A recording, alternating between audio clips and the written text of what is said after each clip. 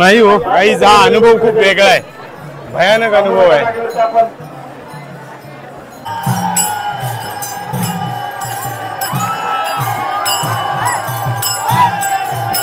हा करा करा करा.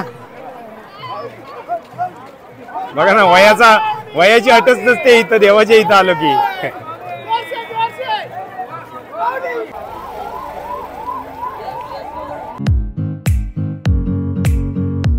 Hello guys, welcome back to our new blog. कसे सगळे टाकाटक ना, होप सो सगळे टाकाटक असतील. सो सगळ्यांचं स्वागत आहे परत एकदा आपल्या नवीन डेली ब्लॉग मध्ये. सो आता आज आलोय मी आपल्या आळंदीमधून आणि थेट तुमचं आळंदीमधून स्वागत आहे. सो आपल्या ज्ञानेश्वर महाराजांच्या पालखीचा आज प्रस्थान सोहळा आहे आणि इथून तुकाराम महाराजांची पालखी आणि ज्ञानेश्वर महाराजांची पालखी इथून पंढरपूरकडे रवाना होणार आहे. आज संध्याकाळी रात्री हलणार आहे 12च्या दरम्यान. सो त्यासाठी मी जवळ आहे म्हणून आलो आणि याच्या आधी कधी योग लाभला नव्हता यायचा. सो जवळ आहे त्याच्यामुळे योग लाभला.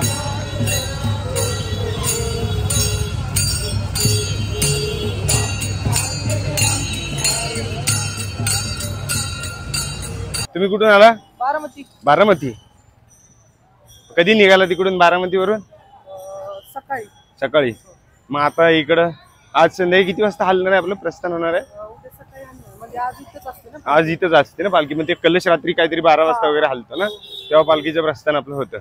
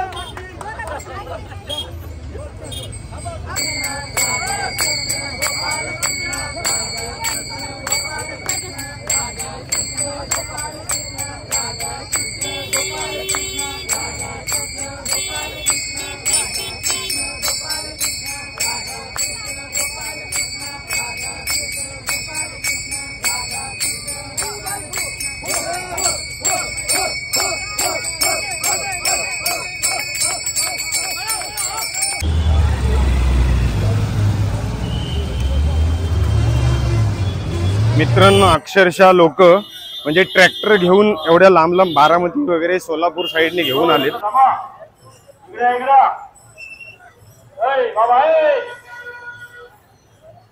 इकडे लावायचं म्हणजे काय पार्किंग आहे का आपली? ते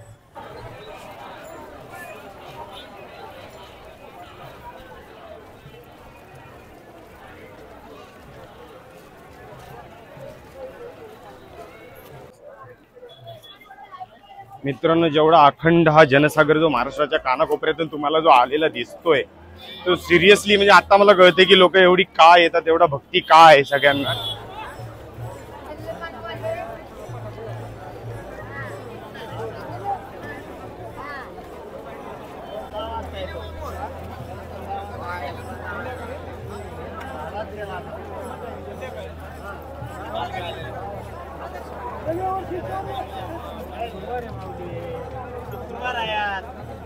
खरं सांगतो अगदी मनापासून, म्हणजे याच्या आधी मला असं कधी वाटायचं, म्हणजे मला पण जास्त आवड नव्हती, मला पण असं वाटायचं की लोक काय म्हणून पायवारीला जातात, देव तर आपल्या घरात आहे अँड ऑल. पण ते आता मी इथे स्वतः ज्यावेळी या लोकांसोबत चालतोय ना, म्हणजे मी चरलीतून चालत आले, चरली गावातून 3 किलोमीटर चालतोय.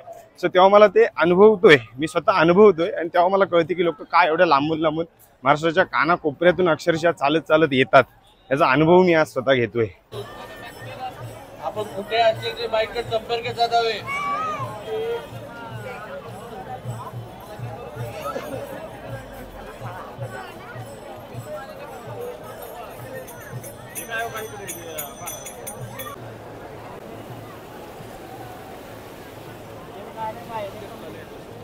मित्रांनो, एवढा पाऊस पडतोय पण या पावसात पण हा भक्तीचा महापूर बघा किती आलाय. तो तुम्ही तुमच्या डोळ्याने बघू शकता.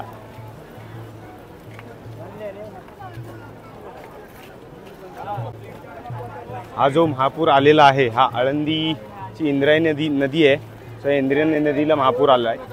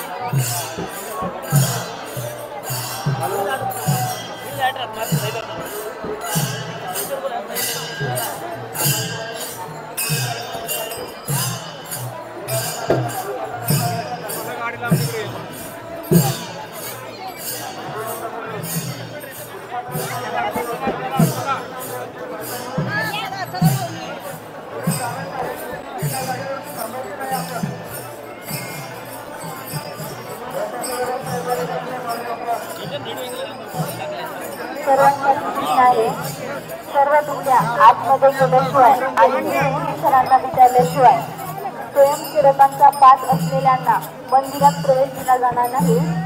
सर्व तुमच्या आतमध्ये नाही हो काही जा अनुभव खूप वेगळा आहे. भयानक अनुभव आहे.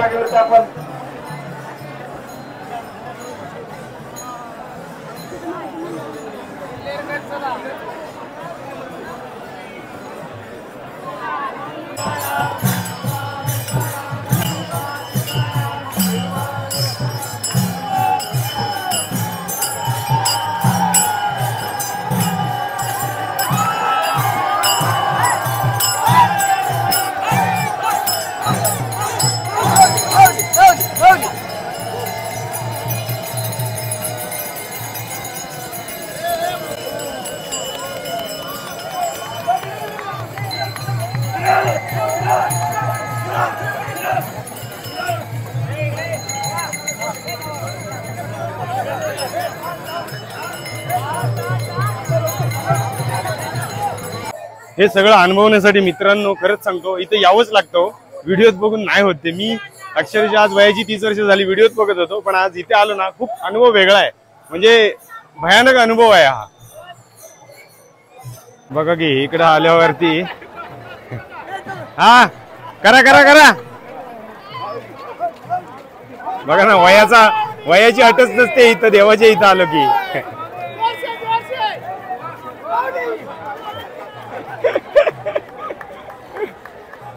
आहे ना. ही पद्धत बघा पाया पडायची.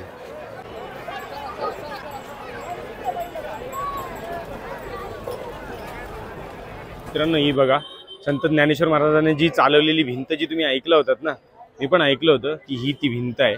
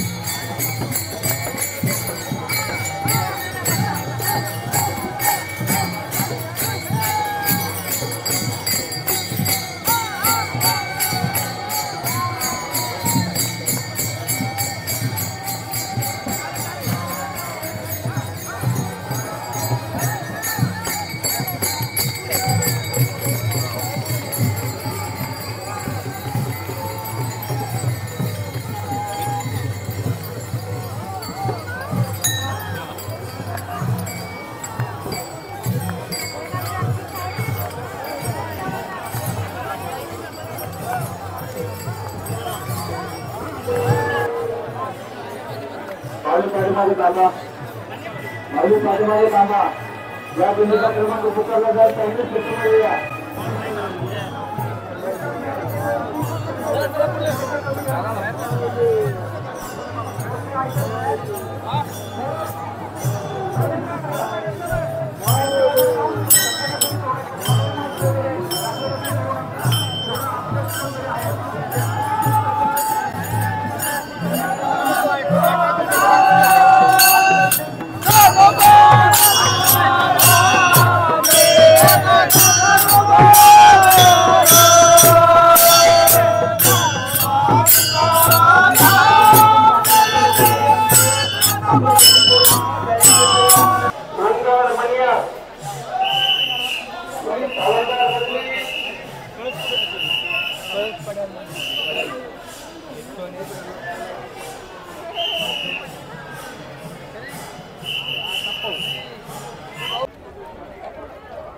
आजी बघा कशा सेल्फीत सगळ्या वाकून बघतायत. मित्रांनो, तो जो कळस हलताना जो दिसतो रात्री आणि मग पालखीचं प्रस्थान होतं, तो कळस आहे. आता इथूनच मला झूम करून घ्यायला लागतंय कारण की तिकडून आतमधून अलाउड नाही. हा कळस आहे, तो हल्ला की मग पालखीचं प्रस्थान होतं इथून. या वर्षीच्या पावसामुळे सगळं नियोजन पाण्यात गेलंय. पावसाने सगळा गडबड केला आणि त्याच्यामुळे आतमध्ये अलाउड नाही. मंदिरापर्यंत अक्षरशः सगळं पाणी गेलंय. सो तिकडे आतमध्ये जायला अलाउडच नाही आहे. सगळे पोलीस बंदोबस्त जोरात आहे. त्याच्यामुळे सगळे इकडे पुलावरतीच आहेत मोस्टली सगळी पब्लिक आणि मंदिराच्या बॅक साईडने जिकडून आता मी आलो जाऊन.